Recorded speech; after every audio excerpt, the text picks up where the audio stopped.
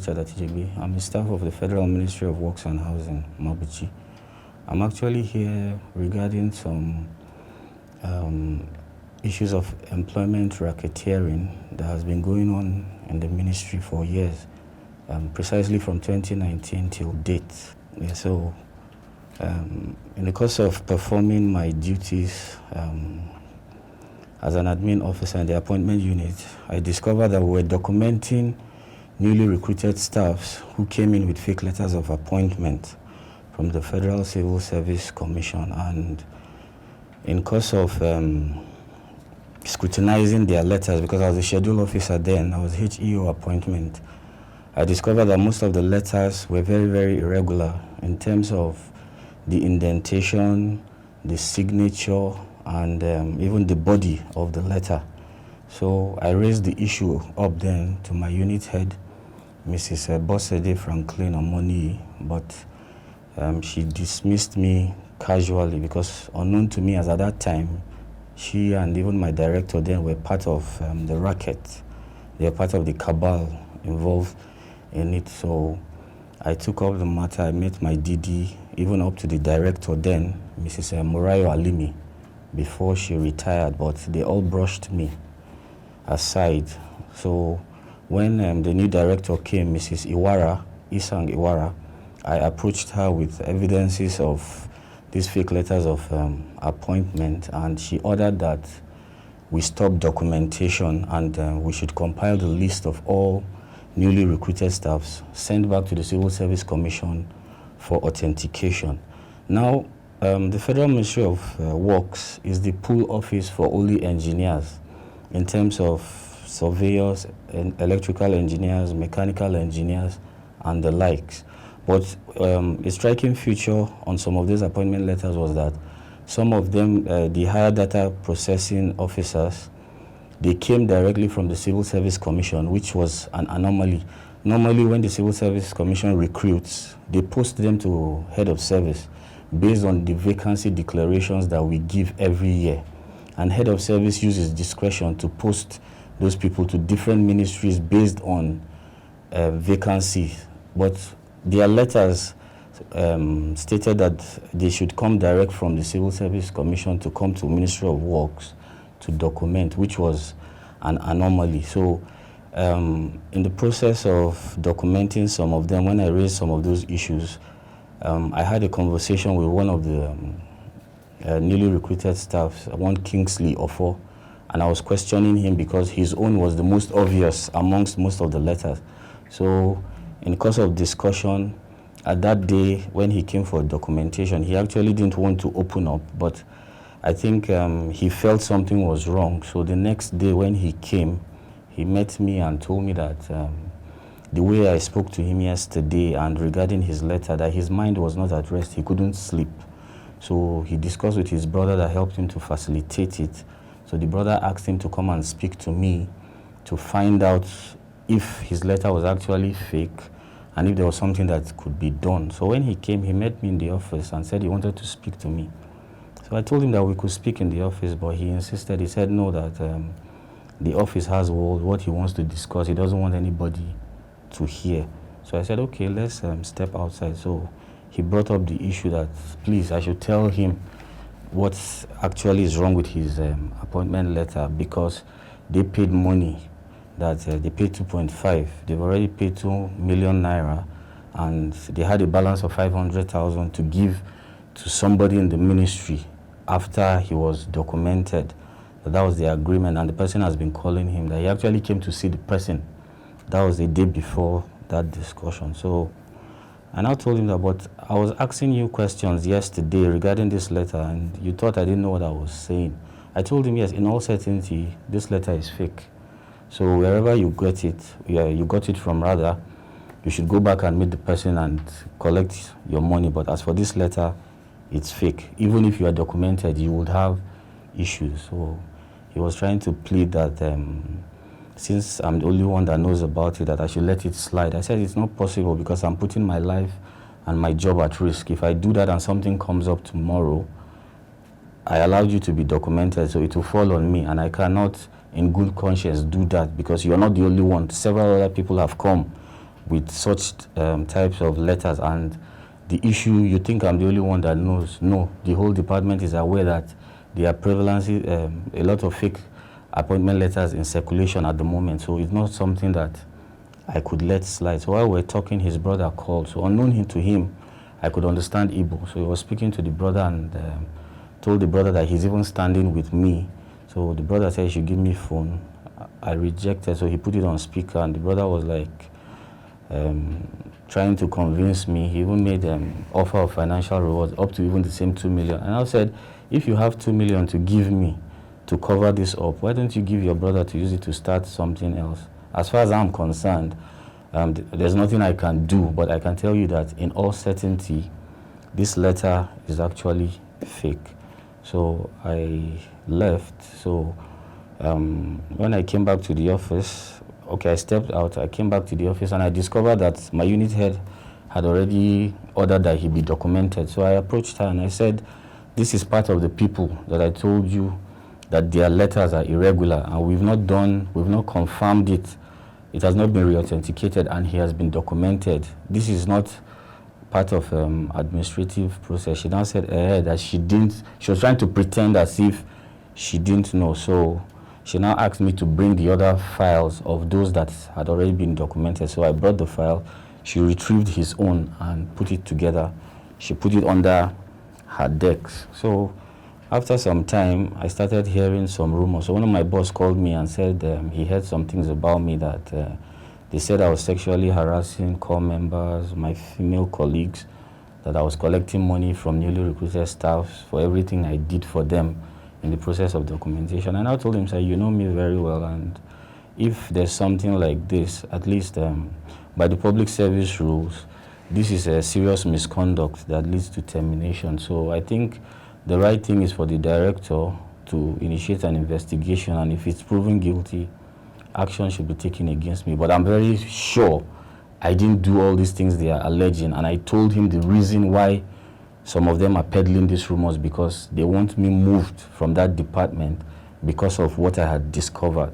So my boss then, who was also a director in accounts, he understood. So he asked me if I wanted him to speak to my director or even the PAMSEC. I told him, sir, there's no need. Just allow the thing to take its course. At the end of the day, if it actually gets to that stage, I'm capable. I'll defend myself. What followed next? Okay, they started spreading malicious rumors against me. So when I saw that it was becoming something, because I knew that that was a part of corruption fighting back, I wrote a formal petition through my lawyer to the then Minister of Works, Babatunde Raji Fashola. So he set up a committee to investigate the veracity of my claims and to report back within 2 weeks. So my then director, Mrs. Morayo Alimi, that retired, became his SSA, and she was part of the cabal running this employment scam within the ministry. So she called me one time. I was in a Gudu. I was fixing my car and was asking me questions. I told her that my petition was very detailed.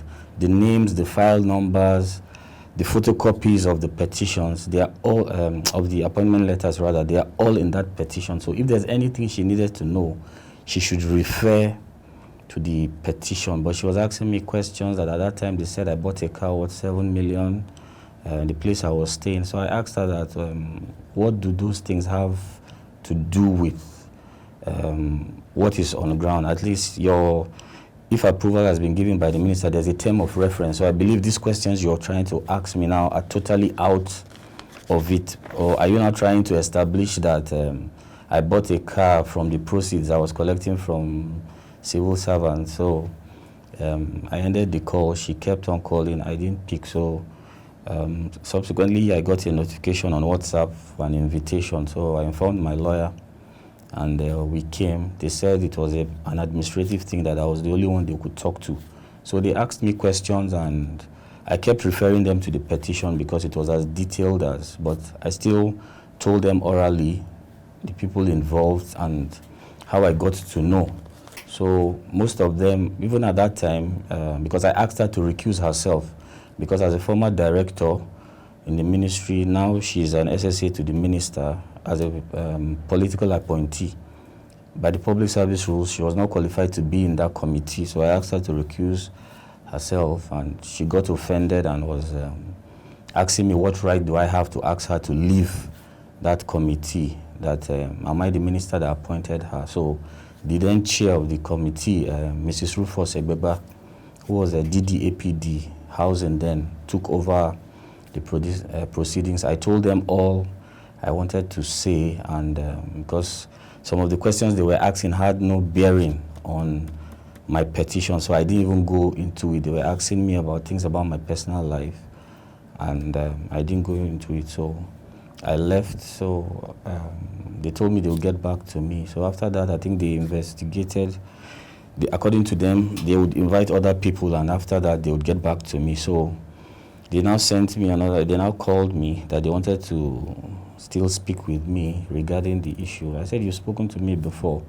My lawyer said I should go, that maybe they want to present witnesses. So if I go and witnesses are presented, then I should challenge the witnesses. So when I went, they started about the financial issue that I was collecting money. And I told them, bring the people that told you that I've collected money from. It's not, we are in the same ministry now. It's not rocket science. Bring them.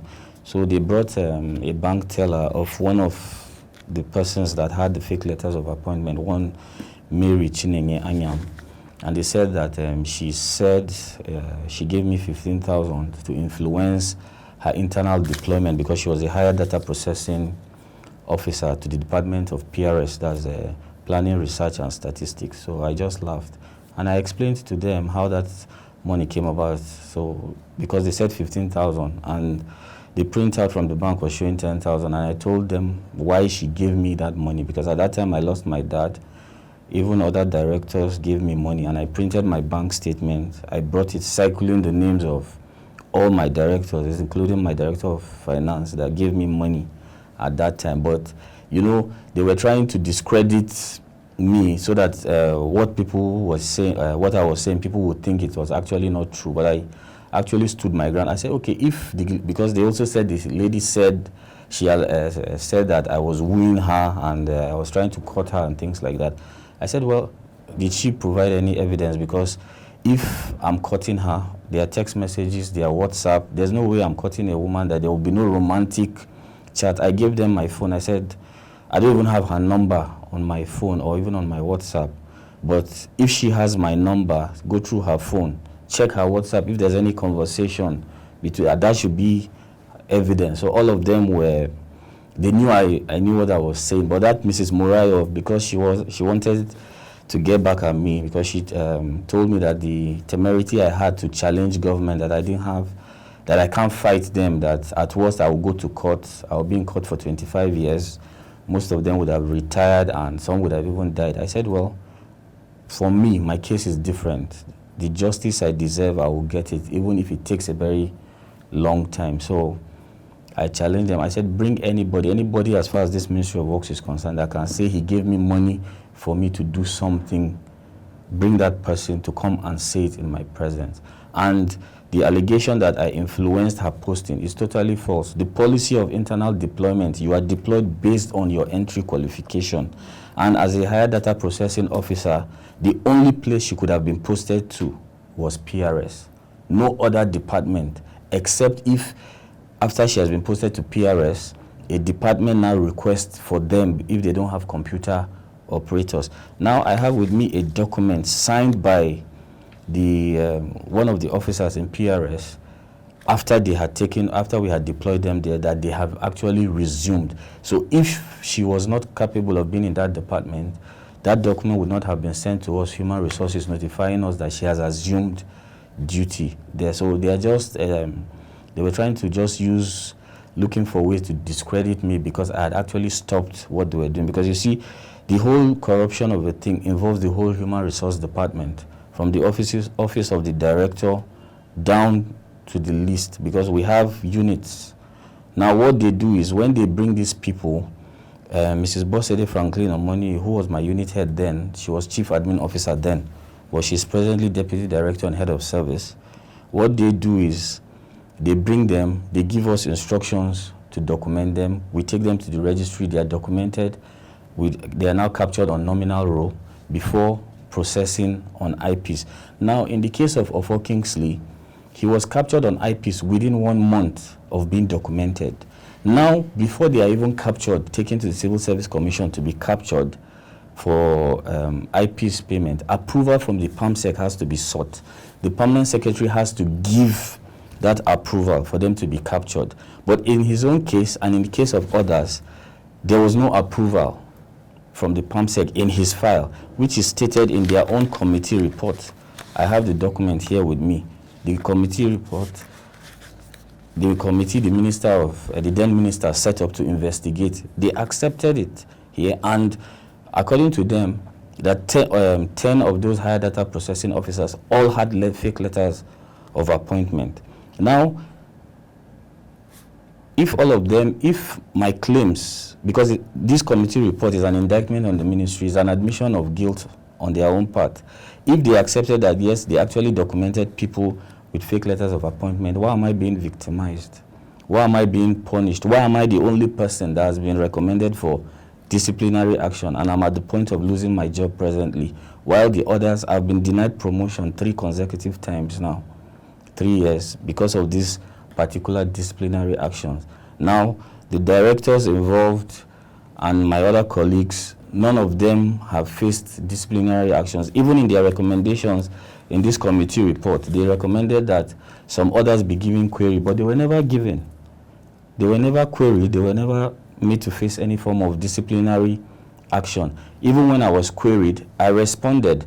And the procedure, as stated in public service rules, is that once I respond within 72 hours, they are supposed to respond to me if my response to the query has exonerated me or not. Up till today, they didn't do that, but they went ahead to sit for a senior staff committee meeting where they recommended that I be dismissed. So when they don't even follow due process with the evidences, exonerating evidences I have, because what I did was actually in good faith. I didn't do it for any personal gain. I only saw an irregularity that was being happened, and I spoke out against it. So after the committee report, they were supposed to release it to me. They refused because they knew that I was going for blood, that I would take action, because my response from the very beginning has showed that I wasn't the type that was going to take it lying low, because they use the administrative power to destroy people's lives. They've done this type of thing to so many people, and they feel people have no option than to just accept what they've done. But in my own case, who are they? Can you name them now? The ministry. It happens. It's not only in works. It happens in government, but in particular, Ministry of Works. So in this particular case, the SSA to the minister, Morayo Alimi, in trying to cover her tracks, she swayed other directors, like the chair of the committee, Mrs. Rufus Egbegba, Mr. Solomon Waziri, what's the other woman's name? Mahmoud Mohammed. So many of them, their names are all here. So they brought out a report saying that I was the one that was corrupt, because from this report now, they are speaking from both sides of their mouth. They said something, okay, even in this report, even in my initial petition, there was a case of someone, Ode, an engineer, Ode. He was supposed to, his appointment letter was stating 2014, and we were in 2019, he came for documentation. Now what he did was, the posting circular that usually comes from the office of the head of service, because when head of service posts new people, they always ask us to go and print out from the website before we document. So he came, he printed from the website, and then in the table, they just went to a business center, they edited one of the pages and they put his name, and then they attached it to the real posting of head of service of that time, and they brought to the ministry. So those are some of the things I saw. So when I saw it 2014 and we're in 2019, ordinarily, by the public service rules, after 2 months, if you don't accept your employment, it elapses. So how can someone come with a posting letter of 2014 and in 2019 he was documented? This particular guy, he came, he met me. I told him we could not document him. We went before my boss, Mrs. Moni Franklin. I handed it over to her. I left. When I came back, I was told to deploy him internally. And I raised an objection. I said, this guy cannot be documented because his appointment letter is stating 2014. So the guy called me that he wanted to see me, that there's an issue. I said, you're not a staff. What are you calling me for? How did you get my number? So he said, one Mr. John Omini, who was my colleague, gave me the number. So I said, I'm not around. I was somewhere in Kubwa already on my way home. So he said he doesn't mind that he'll come and meet me and that he wanted to talk to me. I said, feel free. When you're around Kubwa, let me know. So he called me. So I told him we should meet in an eatery in Kubwa. So when we met, he wanted to start talking because I didn't know his intention. So I asked him to switch off his phone, that I was not going to talk to him. Initially, he was objecting, but I told him that if he doesn't switch off his phones, I wasn't going to talk to him because I don't know his intentions. Let him not come and record me and implicate me. So while we were talking, he said my own was on, that why didn't I switch off my phone? I said, I don't have intentions to hurt you. You are the one looking for me, but to satisfy your conscience, I also switched off my phone. So he appealed to me that as a fellow Southerner, that he heard that I was making noise and whatever, because my colleague told me that the guy dropped something. I said, I'm not interested in whatever he dropped. So when he, after we were talking, he brought up the issue and he explained that as at the time he got the employment in 2014, they were executing contracts in Bielsa then, so he felt he didn't need the job. But when President Buhari took over in 2015, he terminated most of those contracts, so that left them jobless, and it hasn't been easy for him, a wife and 4 kids, so he had to fall back on this. Now he has come for documentation, and they said that I am the hindrance. I said, I'm not the hindrance. You are the architect of your own doing because you didn't come, and there's no way in good conscience I can see this. I cannot sleep. Anytime I think of it, my conscience will not allow me. Your appointment letter was stated April 2014. Now we're around June, July 2019. You're coming 5 years or 4 years later, and you want me to, in good conscience, document you. I cannot do that. He made offers of money for me to look the other way. I told him, unfortunately, I'm not that kind of a person. I'm not hungry and I'm not beggarly, so you cannot entice me with money. So disappointingly, he left. So the next day when I got to the office, that my colleague, Mr. Omini, met me and was telling me that this guy dropped something for me. He gave me an envelope. So when I opened it, I saw it was money, 1,000 naira notes, 100,000. So I just looked at it and I laughed. I gave it back to him. I said he should return it from wherever he got it. He said, that somebody has given me something free, that will I reject? I told him that it's not everything free that is palatable, and as far as I'm concerned, I cannot collect this. He said he was going to use it. I said, feel free, with all pleasure, you can use it. He now called me that, why am I trying to be overly righteous, that government work is not my father's work, that I should just keep quiet, that all this dust I'm raising, that it's not going to help anybody. I said, okay, is that what you want to say? He said, yes. I left. Now, that same Omini was indicted in this report. He was the one that took Ofo Kingsley for capturing. He took his file to the IPS unit. He took his file to the IPS unit for capturing for processing, so that he could be captured at the Civil Service Commission for payment without due process, and no single disciplinary action was taken against him. But in their recommendation here, they discovered that he did that, and he wasn't recommended. They only recommended that he be redeployed from that unit. But for me, as a whistleblower, coming out to expose what they've been doing, how they cheat government, now they are angry, they want to dismiss me. So I felt that was not fair. So then I approached the Senate Committee on Ethics, Privileges, and Public Petition. That was in March 2022. We were invited, and then Senator Ayo Akinlere from Ondo East was the chairman of that committee. So the ministry appeared, the then PAMSEC, acting PAMSEC engineer Yemi Esho, and then the acting director Ombaike Chuks, with the same Morayo Alimi, that she was there to observe. What are you coming to a public hearing to come and observe? Because the minister didn't come. So the committee listened to all I had to say, and they asked them to respond to my allegations. And before then, they had written this letter to that same committee. Let's see. They had written a letter to that same committee where they were stating so many lies. They were even denying that I was they were even denying that I was not the scheduled officer, that I was not even supposed to be in possession of all those documents.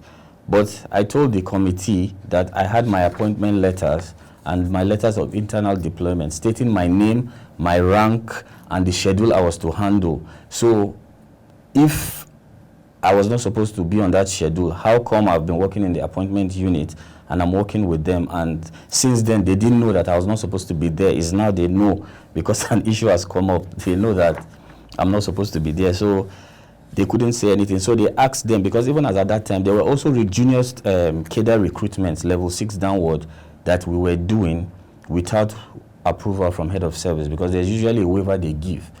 I can tell you that the recruitment was done as at that time without waiver, without proper authorization from the office of head of service. So I pointed those things out, and the vacancy declaration we were declaring at that time, they usually give us a figure for us to multiply and create vacancies for them. So once these vacancies are created, they now bring these people, when they've collected money from the side, they go manufacture, because they do it in connection with some people in the Federal Civil Service Commission, because some of the letters of authentication we have, those letters of authentication, they come more than, when letters come, we see names of people appearing on 2 or 3 different authentication.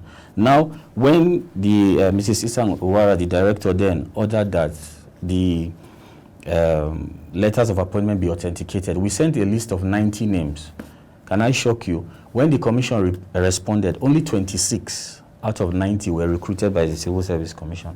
They told us that 45, the photocopy machine we used was not clear, so they couldn't get the proper FC number for the reference number, that we should photocopy those specific 45. And then the remaining number, they said they don't have any record of those people ever applying for jobs at the Federal Civil Service Commission, yet they have letters of appointment that they were employed by the Federal Service Commission coming to us to document them. So you see how the system is. So in my own case, after we went to the Senate, they were supposed to release a copy of the report to me, but Mrs. Morayo particularly used all the influence, even on the clerk of the committee then, not to release the document to me. And I challenged the clerk. I said, this is a public document and it has something to do with me. So there's no way I would not be able to have the document. He told me that the best he could do was for me to go through the document. His name is Freedom Osolo, so the former clerk. I told him no. I had to go back to the chairman, the Senator Ayo, and I complained. He now called him and ordered him to release the full copy of the report, that he has no right to hinder me, that it's a public document. Anybody can write and request for it. That was how I came in possession of this document. Now, severally, I've written to the ministry through my lawyers for them to release a certified true copy of this report, that this report actually came from them. But they refused to do that. But they've been sending it to other government agencies as their findings regarding the matter. They've never mentioned the fact that I was even the one that blew the whistle regarding these fake letters of employment. They wrote to the civil service stating a totally different thing. I have all those letters here. I also petitioned the ICPC as at then. They never did anything about it until the ministry went to go and report me that I was corrupt, I was extorting money. When they called me to come, I went with my lawyer and I explained to them that I am even the one. I showed them an acknowledgement copy of the petition we had submitted on the 9th of October. And they didn't do anything, they didn't call us. So they now said they were trying to give excuses. I was just, my lawyer was just laughing. So they brought the file. The officer in charge, one Mr. Tayo Olorunyomi, now asked me that, is this the petition? I said, yes, this is the petition, and I actually wrote it. Okay, he said I should make a statement. I said, there's no need for that. I will only adopt my petition as my statement. So they were insistent that I still put something. My lawyer said I should just put something, and at the end of it, I should state that I'm adopting my initial petition as my statement, which I did. They asked me questions, and they said they will get back to me. Up till today, ICPC didn't do anything on that matter. Now, this is another petition that was submitted to the ICPC recently by my lawyers, we submitted to the head of service. That's in.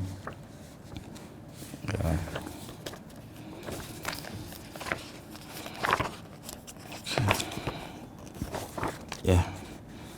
On the 30th of May, 2015, this is another petition that was submitted. And since I submitted this petition up to date, ICPC has not reached out to me.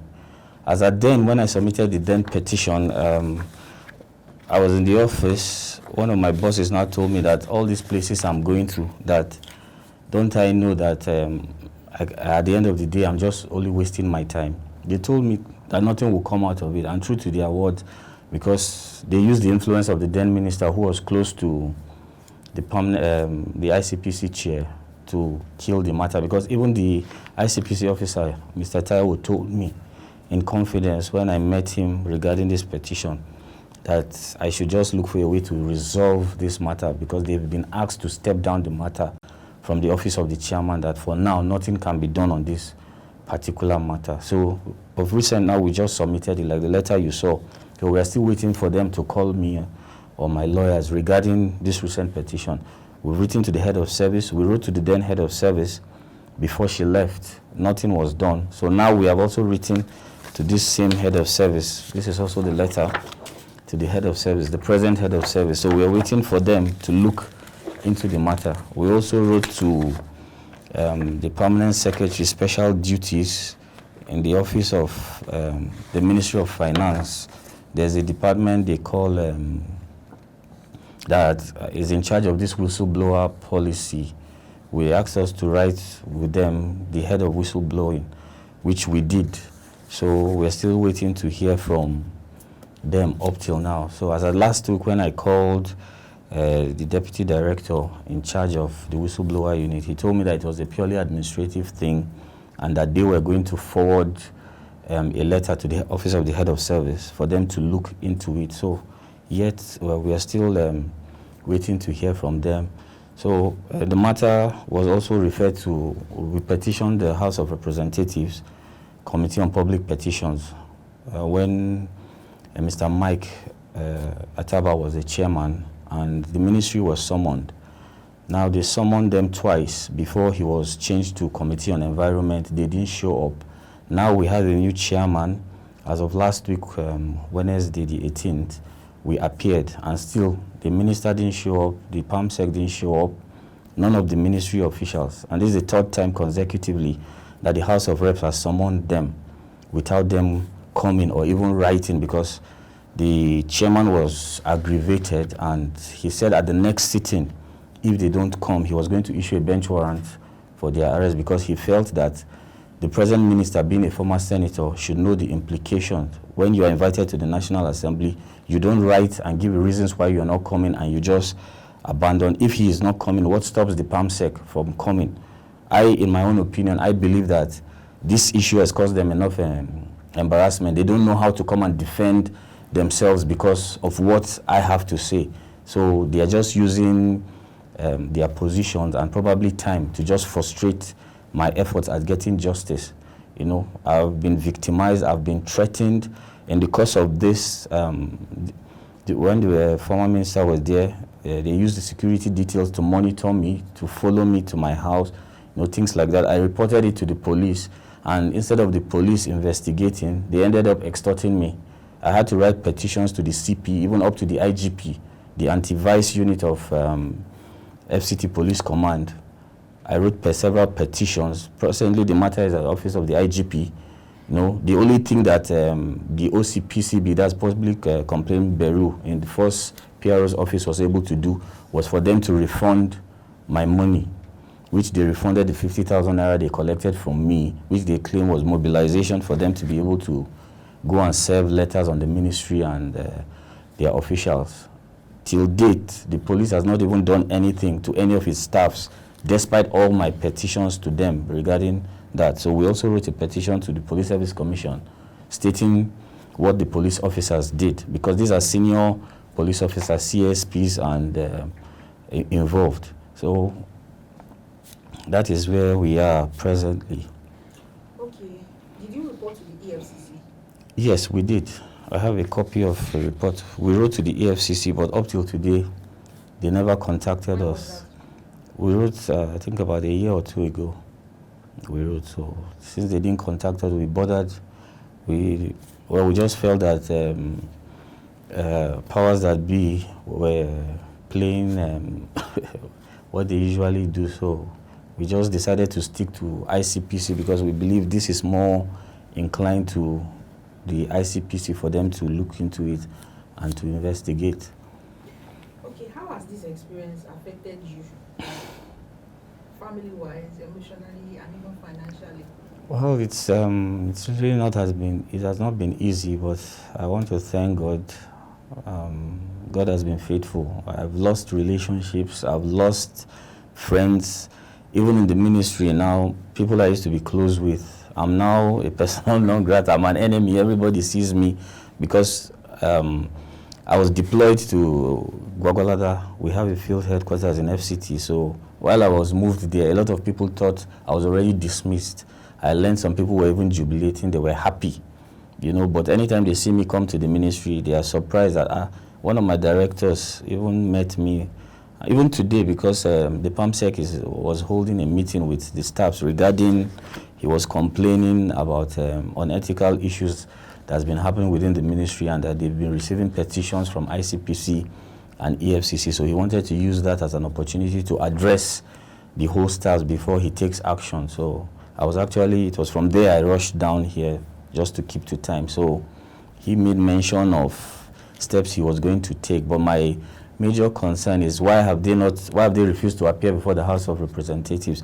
Financially, it has taken a toll on me because engaging lawyers has not really been easy, although at some time I had to switch lawyers. Psychologically, it was traumatic, me and my family, my mom, my siblings, seeing our name on the newspaper and things like that. But I just want to still give all praise to God. I'm not discouraged. I still intend to continue this fight because I know that in due course, God will definitely see me through. It's not as if I'm coming to say things I cannot back up. I have all the documents here categorically to prove everything I have said against each and every one of them and the roles they have played so far. Looking back, do you regret exposing the corruption now, given the consequences and the Nigerian factor as it is? None at all. If I have the opportunity, I will still do the same thing. I have no regret whatsoever. None at all. Despite all I've gone through, but I still have no regret. Because in the course of this, I have learned so much. I have grown from the person I used to be before. In the course of this, I have met a lot of people, so I've become aware to a lot of things I didn't know before. So in retrospect, if I still have the opportunity to whistleblow on any form of corrupt practice, I wouldn't hesitate. Now, what does your case say about the Nigeria whistleblower treatment and the fight against corruption, considering the fact that even as you are trying to do right by the government, who you saw to actually defend, this is happening? Well, it's actually, it's not encouraging, but presently before both houses of the National Assembly, there's the Whistleblower Act, which for one reason or the other has not been passed, and a lot of civil society organizations, AfricMil, HEDA, which I'm in partner consultation with rather, have been pushing for this to be passed, but I don't know why the legislators have been slow on it. But I'm hoping that from this, my own case, they will see the need why whistleblowers need to be protected, because a lot of things are happening. Now, in this particular case, I can tell you for a fact that if you really want Nigeria to move forward, our problem are the civil servants. I am a civil servant. I've worked with some of the best directors over the years, and I can tell you how they beat the system. I can categorically tell you that this employment racketeering in Ministry of Works has not stopped. It may have reduced because of the dust I uncovered, but it has not stopped. And definitely civil servants will have looked for another way to try and beat this same system. There is no consequence. Nothing is being done to government officials because they use their position in power, directors, PAMSECs, they use their position to help cover this thing. Why I'm actually taking this fight, and some people are looking at it as if it's a personal fight, I have written to the PAMSEC, even the present minister, regarding this matter through my lawyers, and they have the necessary evidences. Why have they not set up their own committee to still look into this matter? But rather they are trying to shield these people. They don't want it because when it was first initially published, the personal assistant on media to the present minister was challenging me. I saw in one publication on Sahara Reporters that he was challenging me, one barrister, Nek or something, I can't remember the name particularly, that on any broadcast media for a debate that the issue didn't happen during the present minister's time, so the minister has nothing to answer. And I disagree. Government is continuous. At the head of the ministry, regarding this issue, he should be held accountable, because when he took over in 2003, we wrote to him, and if he wants to be sincere, 2023, if he wants to be sincere with himself, he is a father, he has children. If what was done to me was done to any of his children, will he sit down and take it, being the fact that he's politically exposed, a former governor, a former senator, now a serving minister? He will definitely take action against the people who are doing such things to his own child. So, but because it's happening to someone else, they feel less concerned. He's the head, so he should be brought accountable. Because me personally, I'm calling for the sack of the PAMSEC and the directors involved, unequivocally. Yes, they should be sacked. For example, Aliu Abdullahi, the present director of human resources, the present permanent secretary should be relieved. Engineer Olufunsho Olusesang Adebi, if they don't know what to do, or they feel they don't want to do, because those people are former directors and their colleagues, they should leave the place and give position for people that are ready to do what is necessary to do. We can't continue to allow things like this to be happening. You say you want Nigeria to move forward, you want the youth to come out and do the right thing. But when people come out to do the right thing, they don't get the necessary support from government. Rather, they use their positions to try and blackmail. They've threatened me, told me all sorts of things they would do to me. I just kept laughing. I told them, as long as God is alive, no man can do to me what God has not ordained. You know, they've used police, DSS detail, track me down severally. Whenever I noticed that I was being followed, I had to change. I have relocated twice from where I stay because of this issue. I've gone through a lot. My family has gone through a lot. But here I am today. I'm still standing. You know, people like Morayo Alimi, Shehu Aliu, despite the fact that they are retired, they should be called to book. Mrs. Franklin now is a DD. She has been, she has passed, gone through promotions. She's a deputy director now, and they've hindered me the opportunity for me to sit for my promotion exam to the next level. And she is part of the people that have done this. And she's in head of service, enjoying her life, enjoying her office. And my career is being stunted. I'm being punished for doing the right thing. So let the people, I'm calling on the House Committee, even the Senate, to look into this matter. This is a national matter. It's not peculiar to me, because I know that things like this are not only peculiar to Ministry of Works. It happens in other ministries. But now that this one is happening in Works, let them come and look at it. These are the documents. Let them come scrutinize this report, give it to any lawyer, and see if what I'm saying is not true. They are speaking from both sides of their mouth. If they say I did this without providing evidences, why should it stand? If it's because the excuse they keep giving is that it's an internal thing, it's an administrative thing. But to me, this is administrative rascality, because they are trying to protect themselves and their fellow colleagues who did all these things. Why should I be the one to suffer? I shouldn't be the one to suffer. So that's my position. Okay, what advice would you give to other public servants that are sitting on explosive information and probably are like...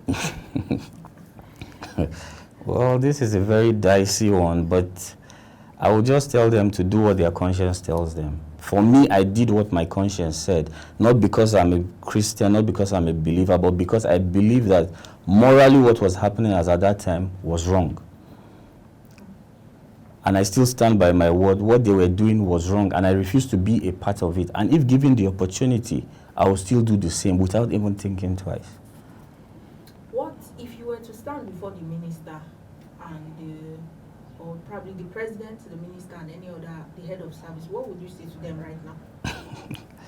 Well, I will tell them to do the right thing and bring the people involved to book. That is just it. Because what else? Because as of now, we've written to the minister. Okay, just imagine the House of Reps have summoned the minister and the PAMSEC 3 consecutive times and they've refused to come. Now, how does that show on their leadership qualities? Does that really show that they are really trying to do the right thing for not appearing, and they never proffered any reason why they didn't appear? So if I were to stand in front of the president, I would tell him that as a father, he should call his Minister of Works, Senator Dave Umahi, to book. If he's not ready to do the right thing by bringing the hammer on whoever is responsible for this and for them doing the right thing, then he should vacate the place for other capable people to come and do what they're supposed to do. Okay, so what are you demanding now? Is this just one? Justice, It is public all. apology, prosecution of those involved, and probably your promotion.